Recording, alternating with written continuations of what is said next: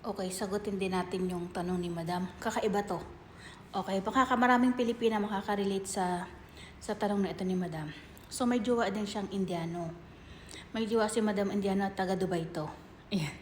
So ngayon nung magjowa pa lang sila ng Indiano niya, lagi daw inaano doon, gusto rin ng Indiano niya na ano siya, majuntis na para yung mga magulang wala nang magawa kasi 'di ba sa India arranged marriage. Pero dahil nga dalagang ina din siya, so hindi siya pumayag kasi nga nakakatakot namang pabuntis ka na naman tapos iba na naman ang ano.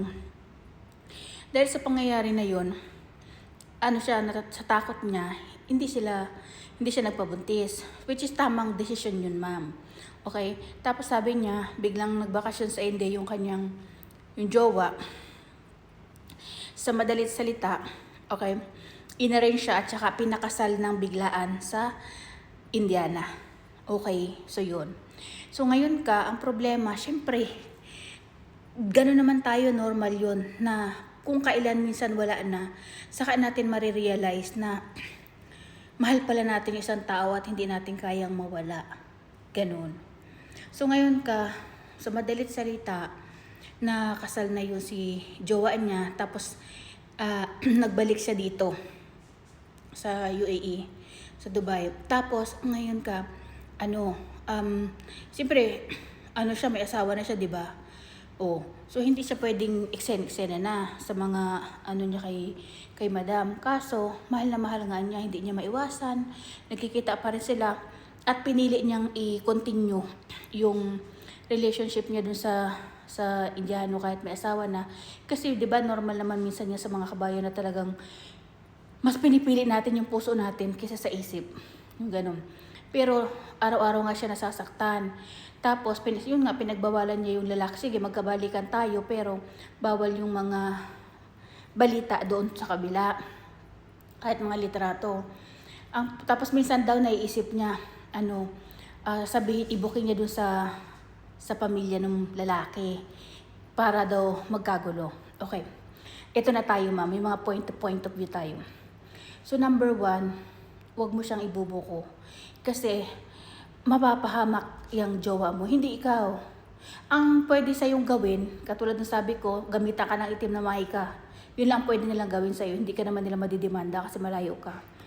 Pero yung jowa mo, pwede nila yan ipakulong or else magpakamatayan sa kasi kahihiyan ng pamilya. Ganun. So second thing is, kahit nag-iiyakan kayong dalawa, nagmamahalan kayo, wala kayong magagawa mo kasi kasal na. Ang tanging magagawa mo lang ay tulungan mo yung sarili mo. Kasi sabi ko nga, yung pain sa mga ganyang pag-ibig, napagdaanan ko din yan. So, ewan ko ba, advisor din ako dati ng mga friend ko na mga broken hearted. Ayan. Tawag dito, mahirap yan, yung sitwasyon mo. Kung halimbawa, tanungin mo yung sarili mo, hanggang kailan ko ba gusto itong sitwasyon na to? Hanggang kailan ako mag-i-stay dito? Tulad niyan, magkasama nga kayo, pero alam mo, yung pain na tuwing magbabakasyon siya dun, tapos sabi mo pa, gusto ng pamilya mabuntis na yung babae.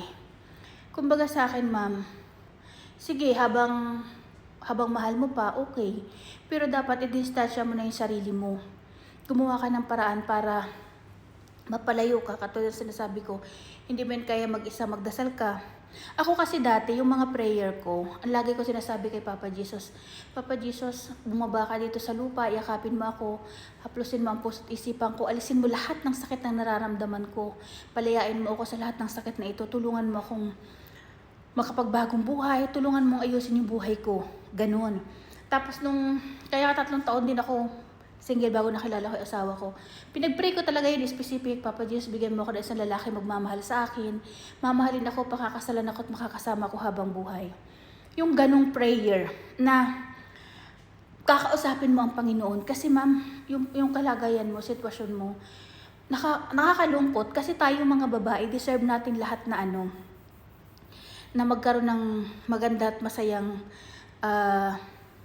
pamilya. 'Di ba? 'Di ba nung hindi pa siya wala pa siyang asawa, ang saya-saya ninyo.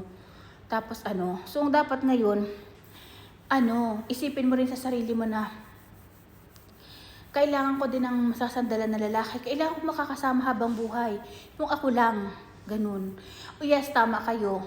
Sasabihin niyo madali sa akin magpayo kasi wala ako sa sitwasyon. Pero ako ngayon kasi, dahil sa nakalagpas ako sa ganyang mga pain, ang look forward ko na gusto kong ipakita sa mga tao, babae na nasasaktan dahil sa sitwasyon nila, is you deserve better. Yung ganun na, ako kasi dati, tinanong ko sa sarili ko, di ba, na bakit yung mga office mate ko, yung mga kakilala ko, bakit sila deserve nila ng may partner na ganito, buo, yung naka-attention lahat sa kanila, kanila lang lahat, ganun, bakit ako hindi? Ganun. So kasi by choice tayo yan. Kung pinili mo yung buhay na ganyan, habang buhay ka ganyan, at paulit-ulit kang masasaktan kung hindi mo pipiliin yung sarili mo. Hindi ko naman sinabing hiwalay ka ngayon. Kumbaga tayo, una, magdasal ka, ipag-pray mo. Pangalawa, mag-segue ka. I mean, tinuro ka mag-taksil. Charot.